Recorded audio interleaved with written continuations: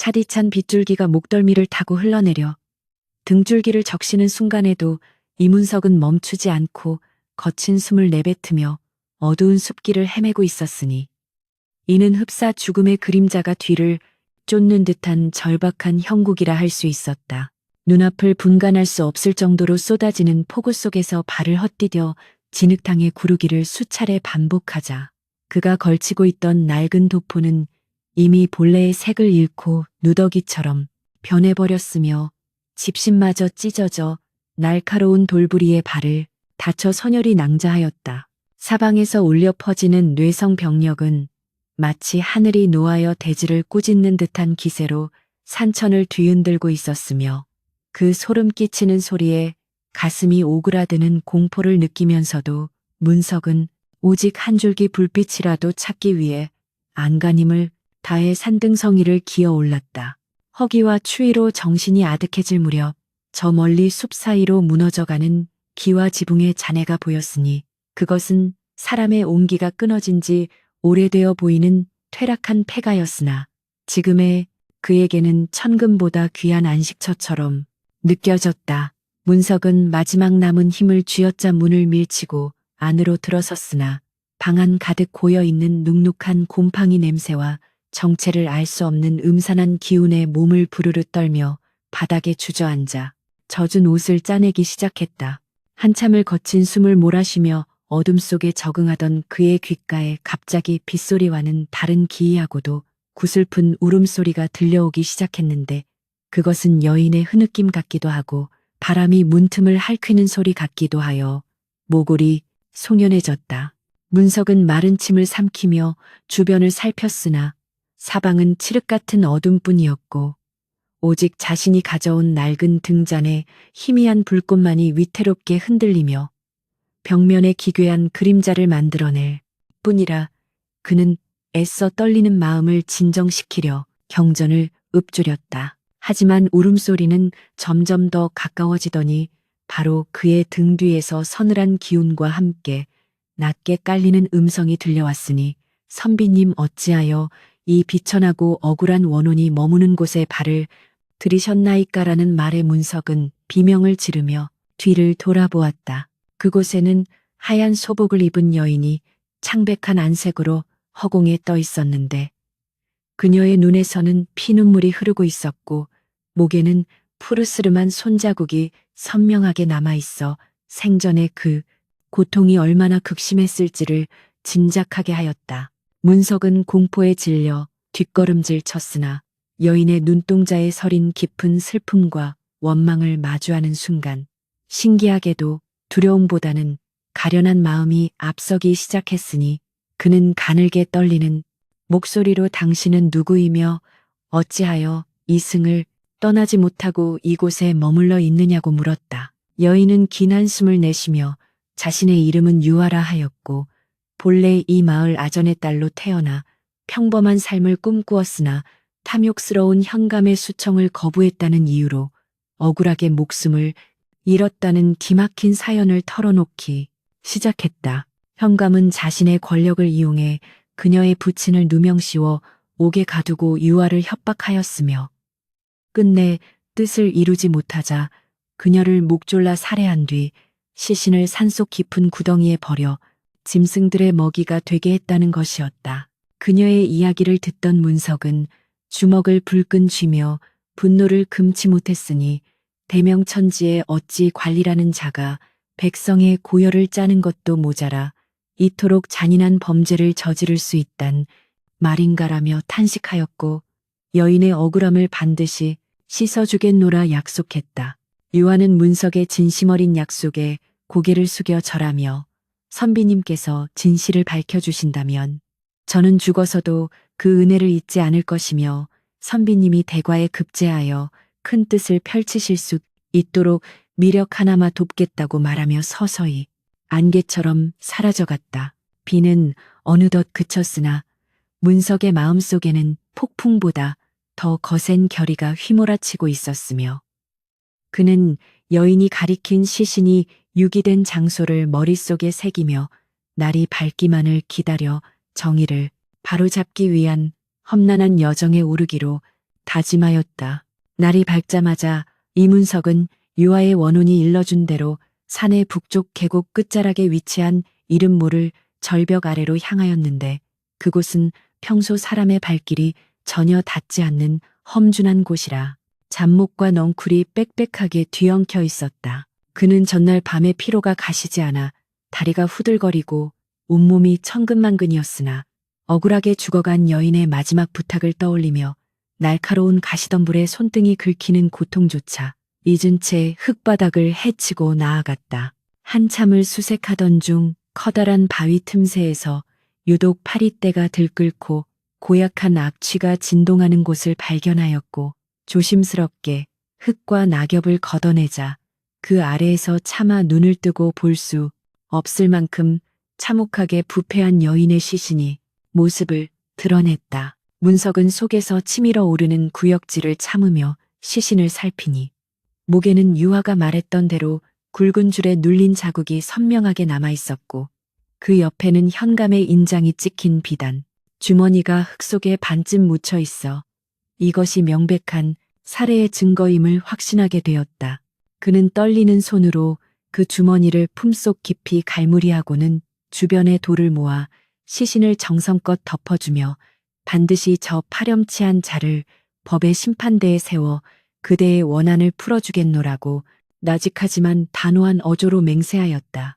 그러나 진실을 밝히려는 문석의 움직임은 곧 마을 곳곳에 심어놓은 현감의 신복들에게 포착되었고 그가 폐가에서 하룻밤을 보낸 뒤 산속을 뒤지고 다녔다는 소문은 순식간에 관아에까지 흘러들어가 현감의 귀를 자극하기에 이르렀다. 탐욕스럽고 잔인하기로 소문난 현감 조득칠은 자신의 범죄가 탄로날까 두려워 안절부절 못하다가 곧장 관속들을 풀어 문석을 잡아오라 명하였으니 그는 이미 문석이 지닌 증거를 빼앗고 입을 막기 위한 잔인한 계략을 세우고 있었다. 문석은 마을 주막에서 잠시 허기를 채우려던 중 갑자기 들이닥친 포교들에게 양팔을 붙들려 관아로 압송되었는데 차디찬 바닥에 무릎을 꿇린 채 자신을 내려다보는 조득칠의 살기, 어린 눈빛을 마주하며 이것이 생사의 갈림길임을 직감했다. 조득칠은 비열한 웃음을 지으며 내 이놈 비천한 선비 주제에 감히 누구를 모함하려 이곳저곳을 쑤시고 다니느냐고 호통을 쳤으나 문석은 조금도 위축되지 않고 오히려 당당하게 현감의 죄상을 낱낱이 열거하며 하늘이 무섭지도 않느냐고 맞서 싸웠다. 분노가 극에 달한 조득칠은 저놈의 입을 닥치게 하라며 가차없는 곤장형을 내렸고 문석의 등 위로 쉴 새 없이 쏟아지는 매질에 살점이 터져나가며 선열이 낭자했으나 그는 신음 한 번 크게 내지 않고 오직 정의만을 생각하며 고통을 견뎌냈다. 옥방에 갇힌 문석은 만신창이가 된 몸으로 차가운 바닥에 누워 정신을 잃어가고 있었는데 그때 어디선가 서늘한 바람이 불어오더니 다시금 유아의 모습이 희미하게 나타나 그의 상처를 어루만지는 듯한 온기를 전해주었다. 유아는 슬픈 눈으로 선비님 저 때문에 이토록 고초를 겪으시니 송구하기 이를 데 없사오나 조금만 더 견뎌주시면 조상님들의 가호가 있을 것이니 결코 포기하지 마시라고 속삭이며 그에게 신비로운 기운을 불어넣어 주었다. 신기하게도 유아가 다녀간 뒤 문석의 상처는 씻은 듯이 아물기 시작했고 기력이 회복된 그는 옥방 구석에서 발견한 작은 나뭇가지를 이용해 흙바닥에 장차 대과에서 치러질 법한 논문들을 적어내려가며 학문에 정진하는 기적 같은 모습을 보였다. 한편 현감은 문석을 옥에서 죽일 작정이었으나 마을 백성들 사이에서 문석의 강직함과 현감의 악행에 대한 소문이 걷잡을 수 없이 퍼지기 시작하자 민심이 이반될 것을 두려워해 함부로 손을 대지 못하고 전전긍긍하는 처지에 놓이게 되었다. 문석은 어둠 속에서도 희망의 끈을 놓지 않고 다가올 과거 시험에서 반드시 장원하여 암행어사의 마패를 가슴에 품고 돌아오겠다는 원대한 계획을 세우며 자신을 억누르는 거대한 악의 세력에 맞설 준비를 마쳤다. 옥방의 창살 사이로 스며드는 가느다란 달빛을 벗삼아 이문석은 자신의 피로 물든 저고리 자락을 찢어 붓을 대신하고 손가락 끝에 맺힌 혈흔으로 천지신명께 올리는 간절한 기도와 유아의 억울한 사정을 낱낱이 적어 내려가기 시작했다. 그는 현감 조득칠이 보낸 자객들이 언제든 자신의 목숨을 앗아갈 수 있음을 알고 있었기에 밤잠을 설쳐가며 지혜를 짜내었으며 유아의 영혼은 매일 밤 그의 곁을 지키며 간수들의 눈을 멀게 하거나 조득칠의 꿈속에 나타나 환영을 보여줌으로써 그를 극심한 공포와 혼란에 빠뜨렸다. 조득칠은 매일 밤 피눈물을 흘리며 다가오는 여인의 악몽에 시달리느라 초췌해졌고 급기야 헛것을 보며 괴성을 지르기 시작했으니 이는 문석이 감옥 밖으로 보낼 경문의 힘과 유아의 신통력이 합쳐져 만들어낸 심리적인 올감이었던 셈이다. 문석은 감옥 안에서도 유아가 귀띔해준 현감의 비리장부가 숨겨진 은밀한 장소, 즉 관아 뒷마당 오래된 느티나무 아래 돌방석 밑을 정확히 파악하였고 이를 신뢰할 수 있는 향촌의 선비들에게 몰래 전달하여 조정에 상소할 준비를 마쳤다. 한편 한양에서는 마침 대과가 열린다는 소식이 들려왔고 문석은 유하의 도움으로 간수 중 한 명의 마음을 움직여 극적으로 옥을 탈출하는 데 성공하였으니 이는 실로 하늘이 돕고 귀신이 도운 기적과도 같은 일이었다.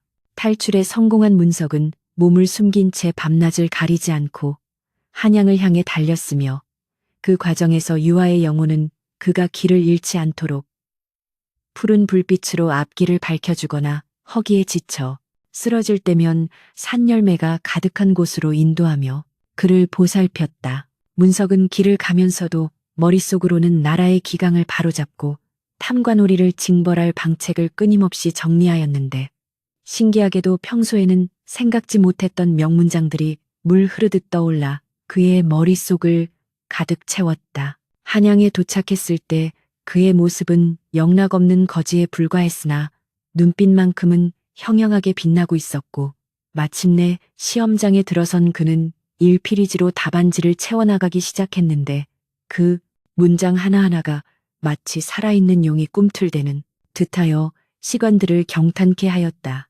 그가 쓴 글은 백성의 고통을 외면하는 군주의 실책을 매섭게 질타하면서도 진정한 충효가 무엇인지를 구슬프게 역설하는 내용을 담고 있어 장내의 모든 선비가 붓을 멈추고 그의 글을 우러러보게 만드는 위엄을 갖추고 있었다. 시험이 끝나고 결과가 발표되던 날 이문석의 이름이 가장 높은 곳에 걸리자 한양 천지는 새로운 천재의 등장을 축하하는 소리로 가득 찼으며 그는 국왕으로부터 직접 장원급제에 어사화를 하사받는 영광을 누리게 되었다. 국왕과의 독대 자리에서 문석은 자신이 겪은 기이한 일과 유아의 억울한 죽음을 눈물로 호소하며 현감 조득칠의 만행을 고발하였고 왕은 분노하여 그에게 암행어사의 마패를 내리며 즉시 해당 지역으로 내려가 진상을 조사하고 악인을 처단하라 명하였다.